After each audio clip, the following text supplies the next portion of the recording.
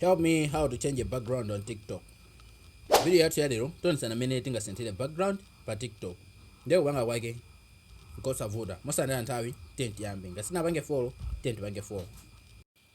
Choyamba tipanga click apa pa plus sign. Kenako idipitisa kukamera kwathu ndiye ndipanga select 15 seconds. Kenako ndipanga apa pamakhala ma effects pa. Kenako ndipanga search. Ndiye apa tilembapo kuti green screen. Ndiye tikataipa chonchi ndi uyu wabwera apa mwamba. Ndiye tipanga apa pa chikamera apa. Ndiye apo mene mukuyioneramo background yasintha tipanga click pa plus sign pa kuti tiyike background imene tikuyifuna ifeyo. Ndiye tipanga apo click ndiye ndisankha background imene ndikuyifuna. Ndiye ndasankha iyi. Ndiye mene mukuyionera kumbuyoku yasintha. Apano tikuyamba kupanga record video yathu. Ndiye tipanga click pa record.